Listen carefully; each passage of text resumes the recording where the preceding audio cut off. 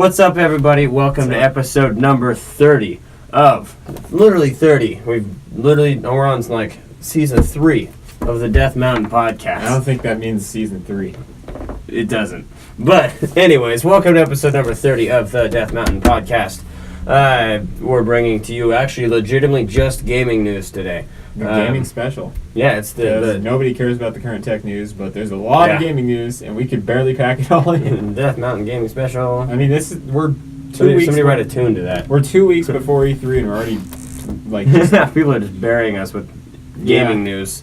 Yeah, it's everywhere. Like, literally. Okay, so we all know that Nintendo typically doesn't do a ton of announcement stuff at, like, the big main shows, like E3, stuff like that. They actually are this year. They actually did announce a couple things. Last year was one of their biggest E3s in a while. And this year they're going to have the big ones. Primarily focused on Smash, though, so that's going to be huge. And normally they'll, like, use things like PAX or other, like, smaller events or Nintendo Directs and stuff to announce other things as well. Yeah. And but out of nowhere, they just announced a new Pokemon game for the Switch. Actually, to clarify, this wasn't Nintendo's announcement. It was Pokemon That's Company. True. That's true. Pokemon Company. Whatever. Same freak and whatnot. Essentially, they announced a game for the Switch, which is really just like a reimagined version of Pokemon Yellow back in the day. It's probably how I'd describe it. It's not remastered. It's remastered, but it's in it's all 3D, very portable. We all remember Pokemon Go being the biggest outrage. It reminds me a lot of the DS Pokemon, the 3DS Pokemon game that has that top-down 2.5D perspective, except for in battles, combined with Pokemon Go, yeah. It's kind of cool. They actually made the two games integrate to each other. So all those people that have been still grinding it out on Pokemon Go will actually be able to see some like immediate benefit in this Pokemon game. Think of it as like full-fledged Pokemon Go. And keep in mind, this is not going to actually take the place of the next installment of the Pokemon game series. That is still going to be next year, is what it sounds like so far anyways. 2019. And that will actually continue in like the actual saga of all the Pokemon games. Yeah, and it's probably going to have the core elements like online. You can't battle people online in this, and there's no like tall grass to walk through yet. You just see the Pokemon. You just see the Pokemon. Kind of like Pokemon Go. It's almost like they combined a whole bunch of all the different Pokemon games together. Yeah, Pokemon Stadium, you can see like some of the battle aspects a little bit like Pokemon Stadium.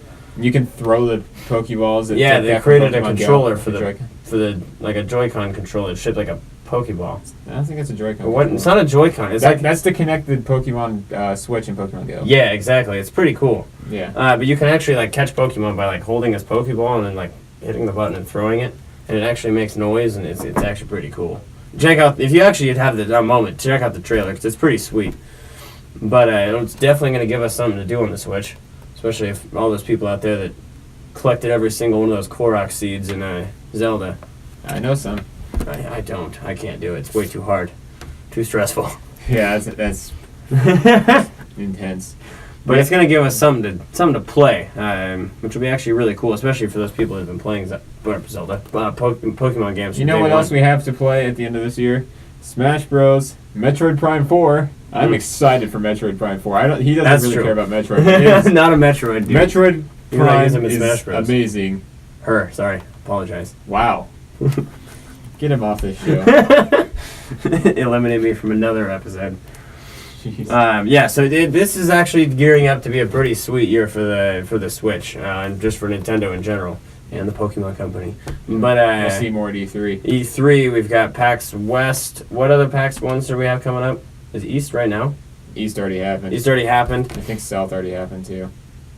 Yeah, so I think we've got PAX West, E3, and funny enough, pretty cool. All E3 events will be right before we record the podcast in 2 weeks, so we'll actually be able to cover E3 right next to when it happens. I'd say we could do it live, but we're not going to. So I tried last year.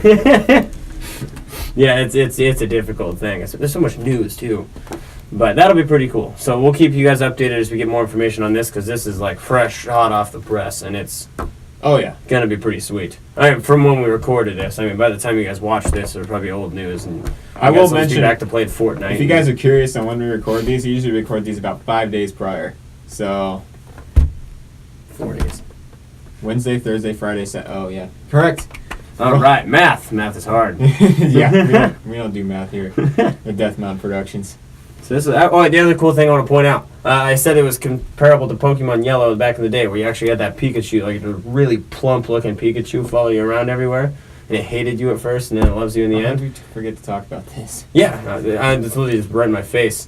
You can actually, there's another version of the game. It's called Let's Go Pikachu and Let's Go Eevee. Yeah. So you actually can have Eevee follow you around. Eevee is my favorite Pokemon. That's a fact. It's not mine.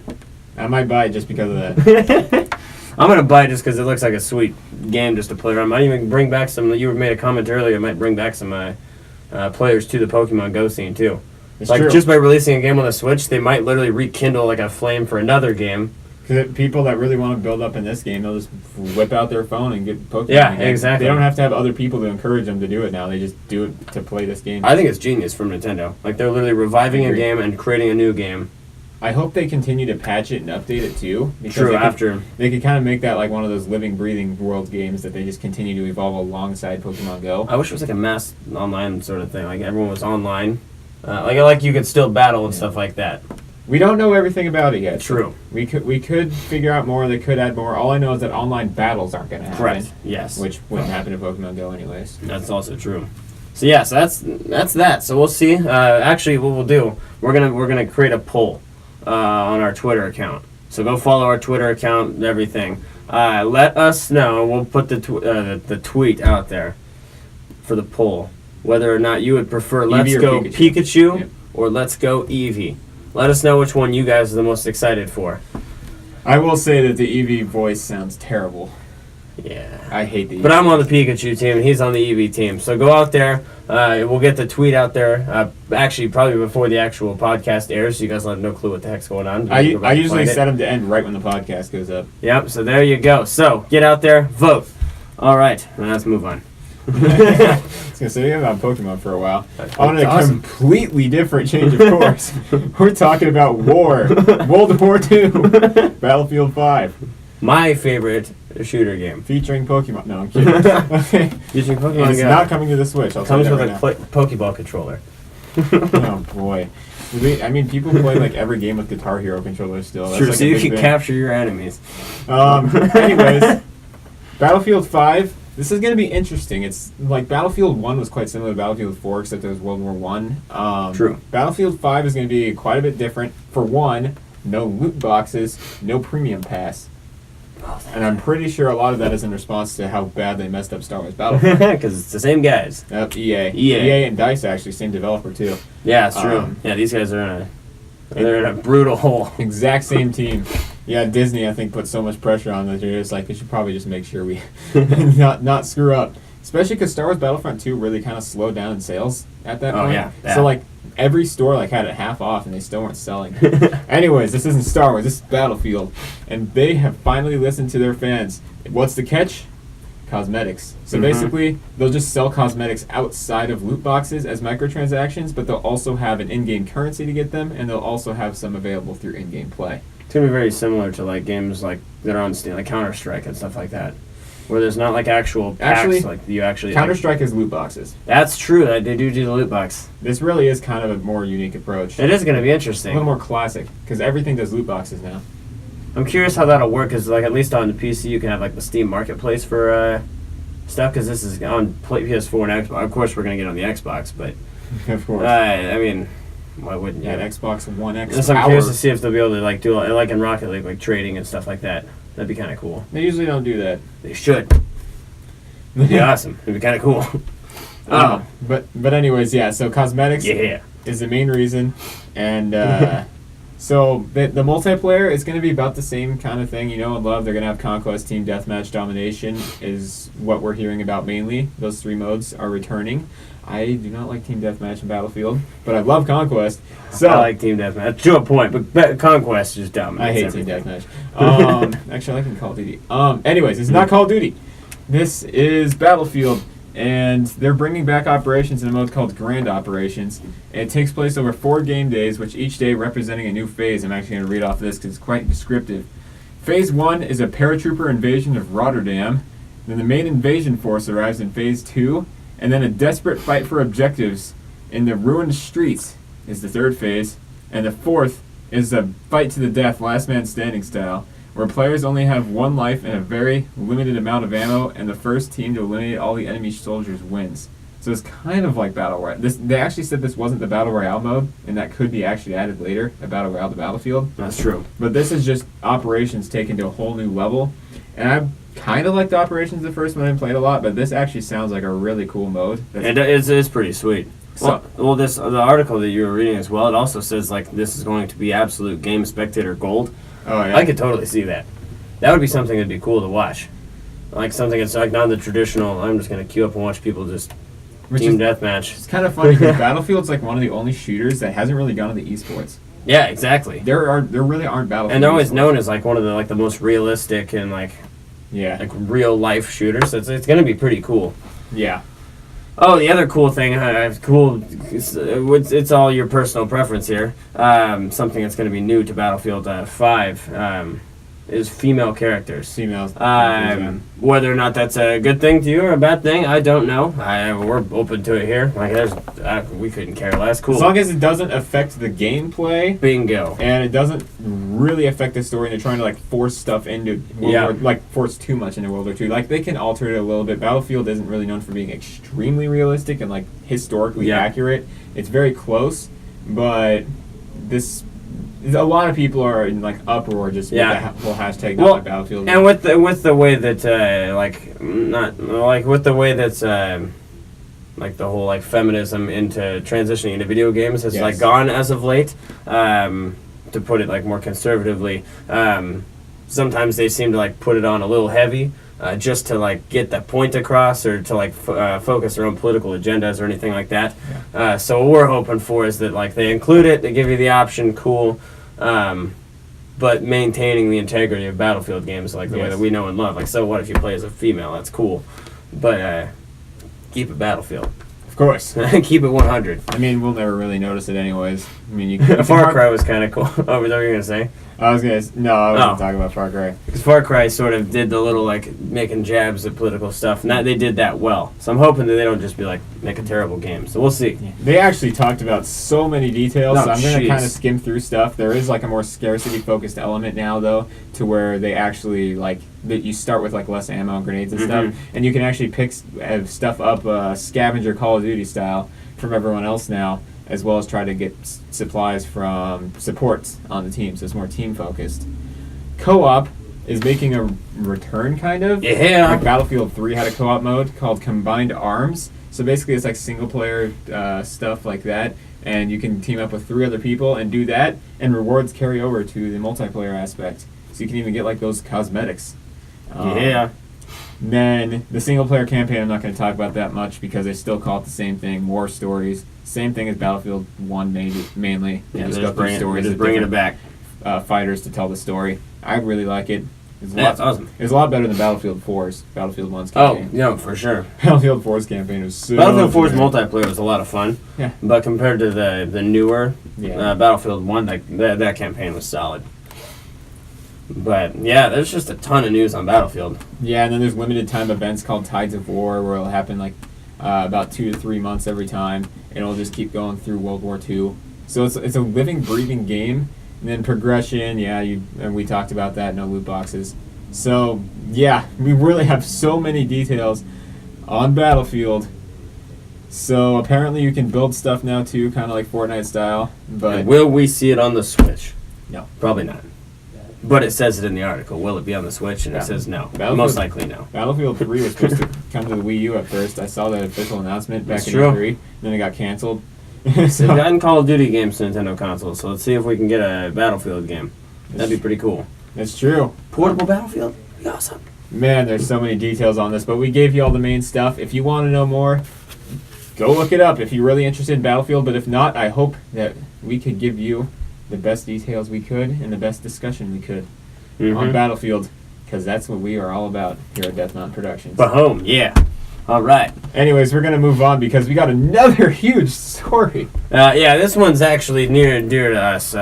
It's actually like sort of gut-wrenching. It's going to be an interesting Yeah, so you know us here at Death Mountain Productions, we're very fond of Fortnite. Obviously.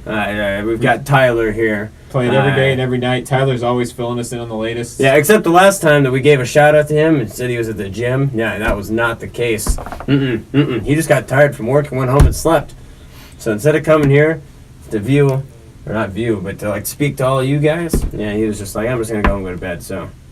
Yep. Yeah, so comment under the podcast comments thingy how that makes you feel, and we'll make sure we relay that to Tyler directly. But we're just kidding. We love you, Tyler. All right, sometimes. But this is huge. Yeah. PUBG owners, PUBG Corp, filed a lawsuit against Fortnite. Epic Games. So basically, how this kind of went down is back in September, the PUBG developers were actually kind of concerned about it, and we're talking about how they could potentially go into this. And it's been a long time because Fortnite Battle Royale came out that time, and that's when they started talking about it. And back then, that's kind of funny how they talked about it back then. I was like, just let the game be because it's just a side mode. It's not going to be as big. No, for sure. Nobody thought it was going to be like an actual main game.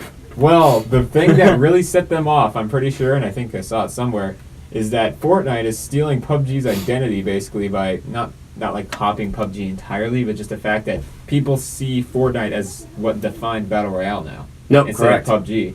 So then PUBG is trying to defend that copyright of we made Battle Royale like what it is. And with the whole 100 players dropping from the sky, and then the blue zone, and then all that stuff, into making it like just the looting and whatnot. They made that format that was really popular and that inspired Fortnite and then many other, what are they called, Battle Royale games. Yeah, the thing that hurts is that Fortnite's free to play. Yeah. That's just brutal. Like the PUBG anyways, for $30 a pop, and runs flawlessly on all 3 devices and mobile.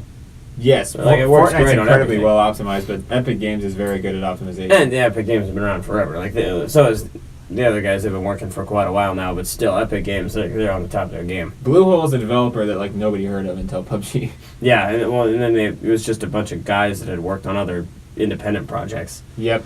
But yeah, like it says here, more than 40 million copies of PUBG have been sold, and the game also made its way exclusively to the Xbox One console, which is where we played it, of course. Of course. Fortnite continues to grow in popularity.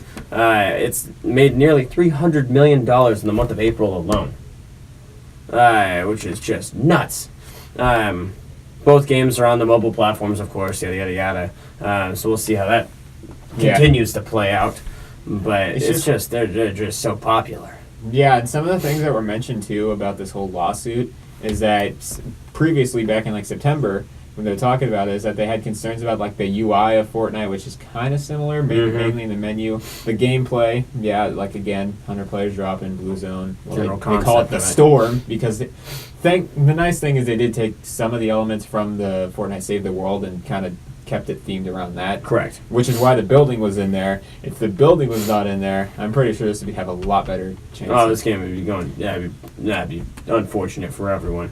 Yeah, and then it doesn't have vehicles in Fortnite either, and just stuff like that. So there's kind of different enough, but also very similar in the fact that people think of Fortnite now as Battle Royale. So that's what PUBG's kind of. And this is also all taking place in Korea as well. Yeah, it's Korean courts, so yep. It could lean one more than the other over there. We don't really know because we focus on the United States. Yeah, primarily. So we'll keep you updated on that. Well, what's also interesting is PlayerUnknown himself I don't know if it was early this year or last year, even said himself. This year. Well, Fortnite's good for the Battle Royale genre. Yeah, he was saying it was great. Like, the heck was that?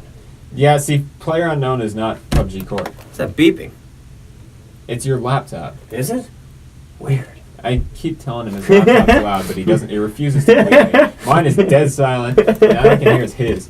Anyways, yeah, he said it was Fortnite was great for the genre. Like he respects the game. He has like no ill feelings towards it. Like he thinks it's awesome that Epic is creating a game that's reaching out to even more people. So the more people are able to experience this genre, yada yada yada. But I think that, like you had said, I think that they're just PlayerUnknown is not PUBG Corp. Correct. Correct. I think it just got to that point where it's just like he's the creative director. That's true. Yeah, it's just now to a point where it's like they're very similar. So who knows what could happen? It could go either way. Right now, it seems like there's a little less like firepower on PUBG's side. Yeah, it's gonna be a toss up, and then what's interesting too. It's just a shot in the dark almost on this lawsuit. See, even like Call of Duty would probably be a little more up in the air too, the battle royale, but the thing is that I don't think anyone really thinks that Call of Duty is going to be the defining battle royale game. No. Like nobody cares about Fortnite Save the World. Well, some people do, but a lot of people are just in there for battle royale, and that's why Fortnite is under fire from PUBG, is because they're not trying to, but that they're taking this is battle royale thing from like PUBG. Yeah, and they're the ones that did it. Yeah, it's weird. There's a lot of action. It's just fun. It is. It's just a lot of interesting news and just pops up constantly. I didn't think it was gonna happen. But yeah, there it is. They're pursuing a lawsuit against Fortnite, so we'll see what the heck happens moving forward with that. Neither game is going anywhere. It's just that PUBG might make some money off of it, if anything. Yeah, they'll probably. It could be one of those things where it's like, okay, like here, have Epic has tons of money.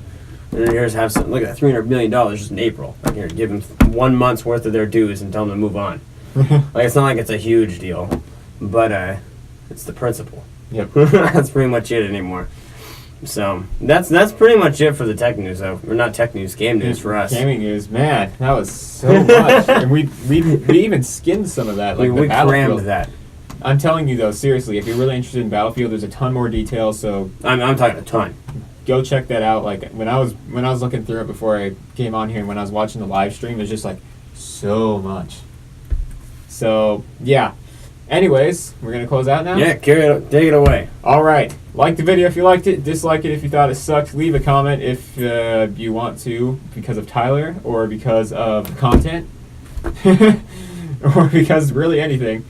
So just leave a comment with your thoughts, especially about really PUBG versus Fortnite is going to be a big discussion topic. Let us know what you think could happen on that. And don't be shy. Eevee versus Pikachu. Which team are you on? Don't be a stranger. Leave a comment. And both those games you can actually pre-order right now, just so you know. Battlefield 5 and both of those versions of the Pokemon games are both eligible for pre-orders now. And PUBG and Fortnite are always available. Yeah, let's go get those now. On your Xbox, of course. And then subscribe if you haven't already, but more importantly, because YouTube is broken as crap, and they said they're going to get rid of chronological order probably on the subscription feed. Which is awful. Yep. Susan Wojcinski, or whatever her name is, she is so out of touch. Anyways, click the notification bell, because not only will you be a part of the Death Mountain notification squad, but you actually will not miss our videos. Also, Taylor Dowler, he said he has the notification bell up. Let us know if you got this notification, or if it pops up on it for you. You better comment in the first 5 minutes. Yeah. We want to see a comment. I don't believe that notification bell is actually checked.